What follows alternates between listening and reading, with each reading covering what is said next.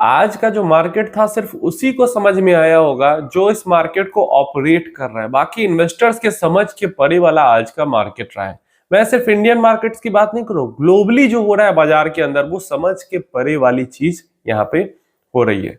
समझो मैं ऐसा क्यों कह रहा हूं। अगर हम निफ्टी 50 का अपना आज का हालात देखते हैं तो चार्ट जरा देखना, आप ओपन हुआ 24,800 के पास ओपनिंग मिली, थोड़ा सा ऊपर गया एंड वापस गिर के वो 25,650 तक आ गया था। उसी के आसपास 600 के पास जाने की कोशिश कर रहा था। समझ रहे हो, 25,000 से नीचे 24,800 पे खुला, ऊपर जाने की कोशिश की, नहीं जा पाया, नीचे गिर के आ गया 24,600 के पास।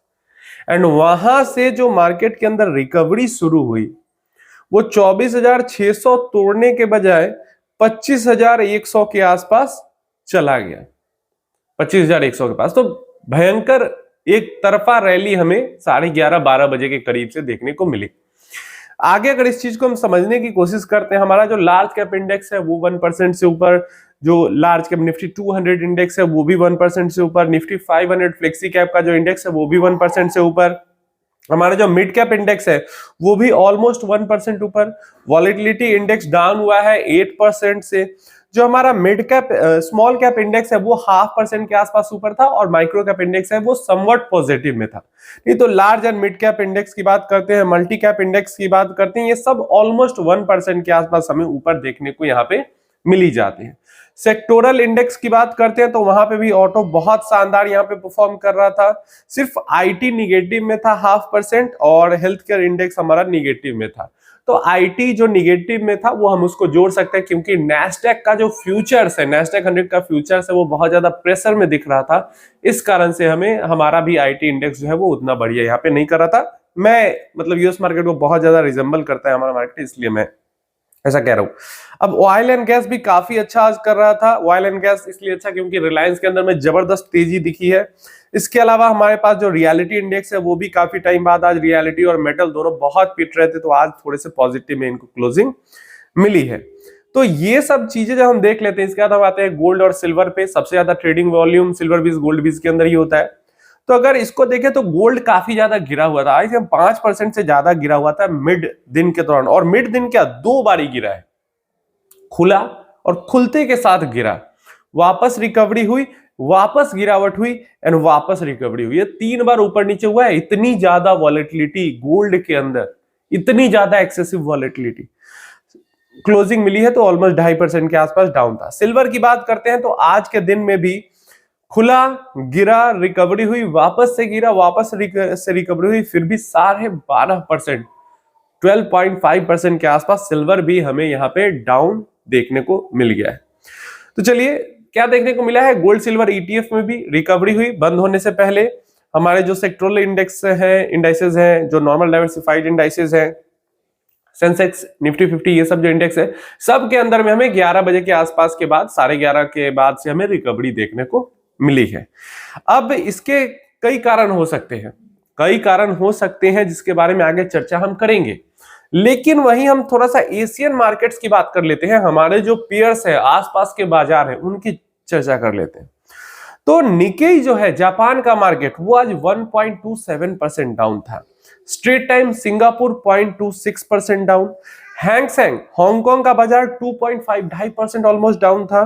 ताइवान का मार्केट ऑलमोस्ट 1.5% डाउन था। साउथ कोरिया का मार्केट 5.5% गिरा हुआ था आज।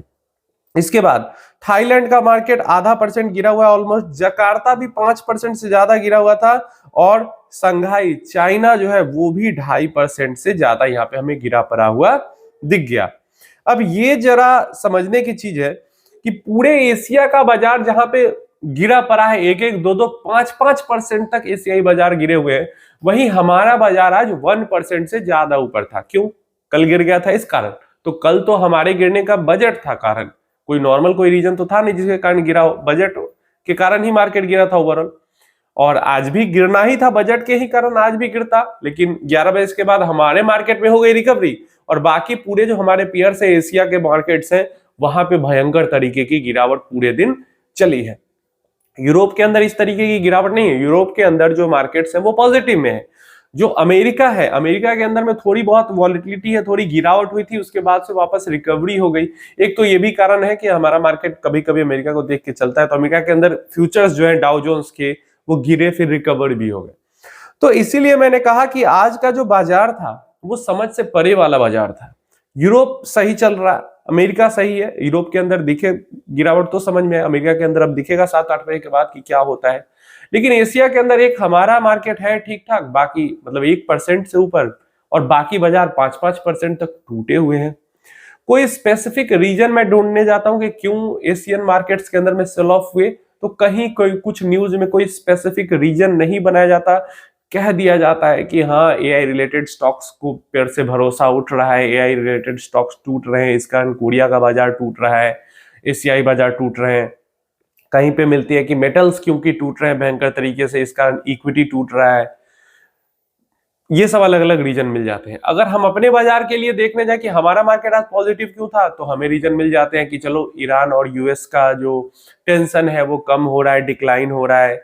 रसिया ने भी स्टेप इन किया है कि ईरान के साथ जो टेंशन चल रहा है अमेरिका का, उसको कम किया जाए। तो ईरान को लेकर जो अनसर्टेनिटी थी, वॉर का खतरा था, अमेरिका जो हमला करने वाला था ईरान पे, उसकी अनसर्टेनिटी कम हो रही है। ट्रंप ने भेज दिया मिलिट्री लड़ाई करने के लिए, लेकिन फिर भी कह रहे हैं कि टॉक्स जो है ईरान के साथ वो चल रही हैं और टॉक्स होंगी ईरान के साथ, हम बातचीत करेंगे।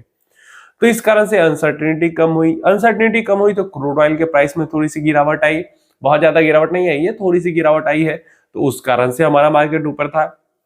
तो कहने के लिए अलग अलग सब लोग जिसको जो समझ में आ रहा है वो रीजन बता रहे हैं, लेकिन एक्चुअल में रीजन समझ में आया नहीं कि क्यों अचानक से मिड मार्केट के अंदर में इतनी तगड़ी शार्प रैली, शार्प रिकवरी आ गई। क्योंकि ऑलमोस्ट सारे लाइक स्मॉल कैप वगैरह भी 1-1.5%, मिड कैप भी 1-1.5% गिरा हुआ था। ये हमारा लार्ज कैप भी ऑलमोस्ट लग रहा था कि 1% तक गिर जाएगा। और वैसे में मिड डे में इस तरीके की रिकवरी आना, तब जब हमारे जो पियर्स है, ग्लोबल एशियाई पियर्स है, वो इतने ज्यादा भयंकर तरीके से पिटे हुए हैं।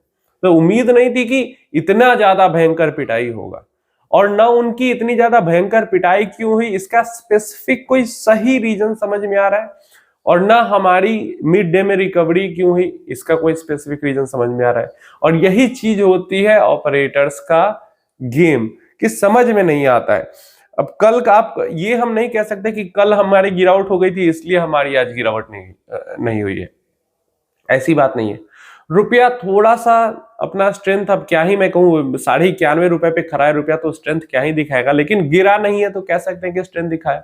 डॉलर के अंदर में हमें थोड़ी सी स्ट्रेंथ, मतलब सिर्फ नाम अनाउंस हुआ नए फेड के चीफ का, उसी में डॉलर स्ट्रांग होता 96 पे चला गया था, 97 से ऊपर डॉलर इंडेक्स आता हुआ हमें दिख रहा है। डॉलर के अंदर स्ट्रेंथ देखने को मिली है, और इतनी भयंकर तरीके से सेलिंग फिर गोल्ड सिल्वर के अंदर हो रही है लगातार। गोल्ड फिर भी आज जाकर संभला है, लेकिन सिल्वर तो आज भी 12.5% से ज्यादा टूटा हुआ है। तो यहाँ पे बहुत ज्यादा दिमाग लगाकर जो लोग ट्रेडिंग करने जा रहे हैं वो सब लोग फंस रहे हैं। कोई किसी एसेट में फंस रहा है, कोई किसी एसेट में फंस रहा है। यहाँ पे बच एक ही रहा है जो लॉन्ग टर्म इन्वेस्टर है। एक जो लॉन्ग टर्म इन्वेस्टर है वही सिर्फ यहाँ पे बच रहा है। एफआईआईज की सेलिंग मुझे नहीं लगता है कम हुई है, एफआईआईज की सेलिंग लगातार चल रही है। हाँ, आज जरूर एफआईआईज ने सेलिंग नहीं किया होगा, एफआईआई सेलिंग करते तो 1% से ऊपर की तेजी लार्ज कैप इंडेक्स में हमें नहीं दिखती। बेसिकली दो स्टॉक्स की अगर बात करते हैं, रिलायंस 3% से ज्यादा ऊपर, अदानी 5% से ज्यादा ऊपर, तो कुछ स्टॉक्स ये हैं जिन्होंने मार्केट को संभाल लिया आज, और इन्हीं स्टॉक्स के दम पे आज मार्केट चढ़ा है। और निफ्टी 50 चढ़ता है तो स्मॉल मिड तो चढ़ ही जाते हैं उसके पीछे पीछे थोड़ा बहुत, जबकि स्मॉल पूरा चढ़ा भी नहीं, मिड चढ़ा है, स्मॉल और माइक्रो तो नीचे ही है। तो निफ्टी 50 के कुछ स्टॉक्स चढ़े तो उसके पीछे पीछे मिड कैप चढ़ गया। आप बताओ, आपको समझ में आ रहा है कुछ कि मार्केट के अंदर में आज हुआ क्या? देने को कोई भी कुछ भी रीजन 50 तरीके का दे सकता है, बट असल में क्या हुआ, क्या आपको समझ में आ रहा है? क्यों इधर गिरा, क्यों उधर चढ़ा, वो टेंशन ईरान का कम हो रहा है, ये सब कहने की बातें हैं, लेकिन कोई हार्ड एक पिन पॉइंट नहीं दिखता कि किसके कारण कहां पे बाजी पलटी है। आप कमेंट में बताओ आपकी क्या राय इसके बारे में।